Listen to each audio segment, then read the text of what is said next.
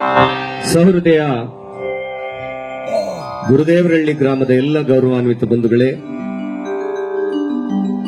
ನೋಡಿ ಇಷ್ಟೊಂದು ಅಪಾರವಾದ ಸಂಖ್ಯೆಯಲ್ಲಿ ಇವತ್ತು ತಾವೆಲ್ಲ ಬಂದು ಸೇರಿದ್ದೀರಿ. ನಿಮ್ಮೆಲ್ಲರಿಗೂ ಕೂಡ ಭಗವಂತ ಒಳ್ಳೆಯದನ್ನು ಮಾಡಲಿ ಎಂಬುದಾಗಿ ಹೇಳ್ತಾ, ಯಾಕೆಂದ್ರೆ ಒಗ್ಗಟ್ಟಿನಲ್ಲಿ ಬಲವಿದೆ, ಒಡಕಿನಲ್ಲಿ ಸೋಲಿದೆ ಅಂತ ಗಾದೆ. ಆದ್ರೆ ತಾವು ಅರ್ಥ ಮಾಡ್ಕೊಳ್ಬೇಕು, ಒಬ್ಬ ಶ್ರೀಮಂತ ವ್ಯಕ್ತಿ ಮಲಗಿದ್ದಂತೆ ರಾತ್ರಿ ವೇಳೆಯಲ್ಲಿ, ಶ್ರೀಮಂತ ವ್ಯಕ್ತಿ ಬೇಕಾದಷ್ಟು ಆಸ್ತಿ ಅಂತಸ್ತು ಎಲ್ಲ ಇದೆ, ಮಲಗಿರುವಂತ ವೇಳೆಯಲ್ಲಿ ಆ ಅದೃಷ್ಟ ಲಕ್ಷ್ಮಿ ಹೇಳಿದ್ಲಂತೆ, ಅಯ್ಯ ಸಾಹುಕಾರ, ನಾನು ನಿಮ್ಮ ಮನೆಯನ್ನು ಬಿಟ್ಟು ಹೋಗ್ತಾ ಇದ್ದೇನೆ, ನಾನು ನಿಮ್ಮ ಮನೆಯನ್ನು ಬಿಟ್ಟು ಹೋಗ್ತಾ ಇದ್ದೇನೆ ಎಂದಾಗ ಆ ಶ್ರೀಮಂತ ವ್ಯಕ್ತಿಗೆ ಕಣ್ಣಲ್ಲಿ ನೀರು ಬಂದುವಂತೆ, ಕನಸಿನಲ್ಲಿ, ಇಲ್ಲಿ ಕನಸಿನಲ್ಲಿ ಬಂದಾಗ ಅದೃಷ್ಟ ಲಕ್ಷ್ಮಿ ಹೊರಟೋದ್ಲು. ಬೆಳಗಿನ ಜಾವ 4 ಗಂಟೆನಲ್ಲಿ ದರಿದ್ರ ಲಕ್ಷ್ಮಿ ಬಂದ್ಲಂತೆ ಕನಸಿನಲ್ಲಿ. ನೋಡಿ, ದರಿದ್ರ ಲಕ್ಷ್ಮಿ ಕನಸಿನಲ್ಲಿ ಬಂದು ಹೇಳದಂತೆ, ಇನ್ ಮುಂದೆ ನಾನು ನಿಮ್ಮ ಮನೆಯಲ್ಲಿ ಇರ್ತೇನೆ, ನಿನಗೆ ಕೊಡಬಾರದ ಕಷ್ಟ ಕೋಟಲೆಗಳನ್ನ ಕೊಡ್ತೇನೆ, ನಿನ್ನ ಶ್ರೀಮಂತಿಕೆಲ್ಲ ಇವತ್ತು ನಾಶವಾಯಿತು ಅಂತ. ಇನ್ನೇನು ಮಾಡ್ಲಿಕ್ಕಾಗುದಿಲ್ಲ, ಭಗವಂತನ ಪ್ರೇರಣೆ ಅಂತೇಳಿ ಆ ಶ್ರೀಮಂತ ಬೆಳಿಗ್ಗೆ ಎದ್ದು ಕಣ್ಣೀರಾಗ್ತಾ ಕುಳಿತಿದ್ದ. 1, 2, 3 ದಿನ ಅವರ ಮಕ್ಕಳೆಲ್ಲ ಕೇಳಿದ್ರು. 3 ಜನ ಗಂಡು ಮಕ್ಕಳು, 3 ಜನ ಸೊಸೆಯಂದ್ರು ಕೇಳಿದ್ರು, ಅಪ್ಪ ಯಾಕೆ ಕಣ್ಣೀರಾಗ್ತಾ ಇದೆಯಪ್ಪ ನೀನು? ಏನಿಲ್ಲ ಮಗ, ನಿಮ್ ಪಾಡ ನೀವು ಜೀವನ ಮಾಡಿ. ಅಲ್ಲಿ ಬೋರ್ವೆಲ್ ಹಾಕಕ್ ಹೋಗಿದ್ರು, ಬೋರ್ವೆಲ್ ಫೇಲ್ ಆಗೋಯ್ತು.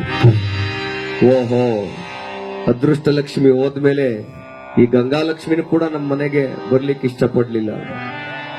ಬೆಳೆ ನಾಶವಾಗಿ ಹೋಯ್ತು, ವ್ಯಾಪಾರಗಳು ಕೈ ಹಿಡಿತಾ ಇಲ್ಲ. ಹಾಗೊಂದು ದಿನ ಒಂದು ಹಬ್ಬ, ಸರಿಯಾಗಿ ಕೇಳಿಸ್ಕೊಳ್ಳಿ ದಯಮಾಡಿ. ಹಬ್ಬದ ದಿನ ಬೆಳಗ್ಗೆ ಎದ್ದು ಒಬ್ಬ ಹಿರಿ ಸೊಸೆ ಉಪ್ಪಿಟ್ಟು ಮಾಡ್ತಾ ಇದ್ಲಂತೆ. ನೋಡಿ, ಉಪ್ಪಿಟ್ಟು ಮಾಡ್ತಾ ಇದ್ಲಂತೆ. ಉಪ್ಪಿಟ್ಟಿಗೆ ಏನು ಮಸಾಲೆ ಎಲ್ಲ ಹಾಕಿ, ಒಗ್ಗರಣೆ ಎಲ್ಲ ಹಾಕಿ, ಅವಳೇನ್ ಮಾಡಿದ್ಲು, ದೇವ್ರ ಮನೇಲಿ ದೀಪ ಹಚ್ಚಿಡೋಣ ಅಂತ ಹೋದ್ಲು. ಉಪ್ಪಿಟ್ಟು ನೀರು ಮಳ್ತಾ ಇದೆ.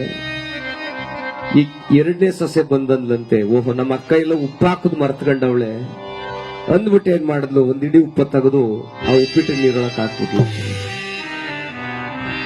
ಅವಳು ಮಳ್ತಾ ಇರ್ಲಿ ಅಂದ್ಬಿಟ್ಟು ಆ ಉರಿನ ಕಡಿಮೆ ಮಾಡಿ ಪಕ್ಕದ ಮನೆಗೆ ಹೋದ್ಲು. ಇಲ್ಲಿ 3ನೇ ಸೊಸೆ ಬಂದು ನೋಡಿದ್ಲು, ಓಹೋ ಯಾರು ಉಪ್ಪು ಹಾಕುದು ಮರ್ತವ್ರಿ ಅನಿಸ್ತದೆ ಅಂದ್ಬಿಟ್ಟು ನಾನು ಒಂದಿಡಿ ಹಾಕೋಣ ಅಂದ್ಬಿಟ್ಟು ಆ ಅಮ್ಮ ಒಂದಿಡಿ ಉಪ್ಪನ್ನ ಹಾಕಿದ್ಲು. ನೋಡಿ, ಹಿರಿ ಸೊಸೆನೂ ಒಂದಿಡಿ ಹಾಕ್ಬಿಟ್ಟು ಹೋಗಳ ದೇವ್ರ ದೀಪ ಹಚ್ಚಕ್ಕೆ, ಮಧ್ಯಮದವಳು ಹಾಕವಳೆ, ಕಿರಿ ಸೊಸೆನೂ ಹಾಕವಳೆ. ಉಪ್ಪಿಟ್ಟಾಯ್ತು, ಯಜಮಾನ್ರಿಗೆ ತಂದು ಕೊಟ್ರಂತೆ. ನೋಡಿ, ಮನೆಯ ಹಿರಿಯ ಯಜಮಾನ್ರು ಕೊಟ್ರಂತೆ. ಅವನು ಒಂದು ತುತ್ತು ತಿಂದ ತಕ್ಷಣ ಬಾಯಿಲೆಲ್ಲ ಉಪ್ಪುಪ್ಪು. ಅಯ್ಯೋ, ಆಗ ಅವನು ಯಾರಿಗೂ ಹೇಳಲಿಲ್ಲ, ತನ್ನ ಪಾಡಕ್ ತಾನು ತಿಂತ ಹೇಳ್ದ, ಅಯ್ಯಯ್ಯೋ ಅದೃಷ್ಟ ಲಕ್ಷ್ಮಿ ಹೋದ್ಮೇಲೆ ತಿನ್ನುವ ಅನ್ನನೂ ಉಪ್ಪಾಗೋಯ್ತಲ್ಲಪ್ಪ. ಅಪ್ಪ ತಿಂದ ಆದ್ಮೇಲೆ ಹಿರಿ ಮಗ ಬಂದ, ಅವನ್ಗೂ ಉಪ್ಪಿಟ್ಟು ಹಾಕೊಟ್ರು. ಅವನು ತಿಂದ, ಉಪ್ಪಿನ ಅಂಶ ಕಾಣ್ತಲ್ಲ. ಉಪ್ಪಿನ ಅಂಶ ಕಂಡಾಗ ನಮ್ಮ ಅಪ್ಪನೇ ಏನೂ ಮಾತಾಡಿಲ್ಲ, ತಿಂದವನೇ. ನಾನ್ ಮಾತಾಡಿದ್ರೆ ಸರಿ ಹೋಗುದಿಲ್ವಲ್ಲ, ಇದು ಒಗ್ಗಟ್ಟು ಒಡೆದೋಯ್ತದೆ ಅಂದ್ಬಿಟ್ಟು ಅವನು ಉಪ್ಪಿಟ್ಟ ತಿಂದ. 2ನೇ ಮಗ ಬಂದ, ಅವನು ಉಪ್ಪು ನೋಡ್ದ, ಉಪ್ಪಿಟ್ಟು ಉಪ್ಪುಪ್ಪಾಗದೆ, ನಮ್ಮ ಅಣ್ಣ ನಮ್ಮ ಅಪ್ಪನೇ ಏನು ಮಾತಾಡದೇನೆ ತಿಂದವ್ರೆ ಅಂತ ಅವನು ತಿಂದೇ ಹೋದ. ಕೊನೆ ಮಗ ಬಂದ, ಅವನು ತಿಂದ, ಅವನು ಏನು ಮಾತಾಡ್ಲಿಲ್ಲ. ಆಗ 3 ಜನ ಸೊಸೆಯಂದಿರು, ಅತ್ತೆ 4 ಜನನು ಒಟ್ಟಿಗೆ ಕೂತ್ಕೊಂಡು ತಿನ್ನುವಾಗ ಎಲ್ಲಾರ್ಗೂ ಬಾಯಿಗೆ ಉಪ್ಪು ಸಿಗ್ತಾ ಇದೆ, ಆದ್ರೂ ಒಬ್ರು ಹೇಳ್ತಾ ಇಲ್ಲ. ಯಾಕೆ ಅಂದ್ರೆ ಮನೆ ಯಜಮಾನನೇ ಸುಮ್ಮನೆ ತಿಂದವನೇ ಅಂದ ಮೇಲೆ ನಮ್ದು ಯಾವ ಲೆಕ್ಕ ಅಂತೇಳಿ ಅವರೆಲ್ಲ ತಿಂದ್ರಂತೆ. ತಿಂದಾದ್ಮೇಲೆ ಕೈ ತೊಳೆದು ಕೂತ್ಕೊಂಡು, ಅಪ್ಪ ಪರಮಾತ್ಮ, ಲಕ್ಷ್ಮಮ್ಮ, ಲಕ್ಷ್ಮೀದೇವಿ, ನನ್ನವ್ವ ಎಲ್ಲ ನಿನ್ನಿಚ್ಛೆ ಕಣಪ್ಪ ಅಂದಂತೆ ಅವರು. ಆಗ ಆ ಮನೆಯಲ್ಲಿದ್ದಂತ ದರಿದ್ರ ಲಕ್ಷ್ಮಿ ಹೇಳದಂತೆ, ಈ ಮನೆಯಲ್ಲಿ ನಾನಿರೋದಕ್ಕೆ ಲಾಯಕ್ಕಿಲ್ಲ.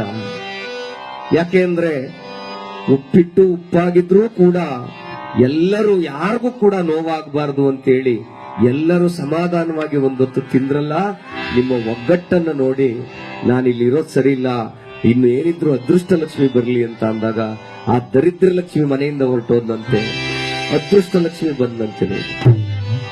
ಇದ್ರ ಉದಾಹರಣೆ ಇಷ್ಟೇ. ಏನಪ್ಪಾ ಅಂದ್ರೆ, ಯಾವುದೇ ಕಾರಣಕ್ಕೂ ನಮ್ಮ ಮನೆಯಲ್ಲಿರ್ತಕ್ಕಂಥ ಒಗ್ಗಟ್ಟನ್ನ ಬಿಡಬಾರದು. ಯಾರ್ದೋ ಒಂದು ತಪ್ಪಾಗಿರುತ್ತೆ, ಯಾರ್ದೋ ಒಂದು ಸರಿಯಾಗಿರುತ್ತೆ, ಅದನ್ನೆಲ್ಲ ಸರಿದೂಗಿಸ್ಕೊಂಡು ಹೋದ್ರೆ ನಮ್ಮ ಮನೆಯಲ್ಲಿ ಅದೃಷ್ಟ ಲಕ್ಷ್ಮಿ ಅಂತ ಒಂದು ವಾತಾವರಣ ತುಂಬಿ ತುಳುಕಾಡ್ತದೆ. ಹಾಗಾಗಿ ನಾವೆಲ್ಲ ಪ್ರೀತಿಯಿಂದ ಬದುಕೋಣ, ಸಂತೋಷದಿಂದ ಬದುಕೋಣ, ನೆಮ್ಮದಿಯಿಂದ ಬದುಕೋಣ, ಒಗ್ಗಟ್ಟಾಗಿ ಬದುಕೋಣ ಅಂತ ಹೇಳ್ತಾ ಕಾರ್ಯಕ್ರಮವನ್ನು ಮುಂದುವರಿಸೋಣ.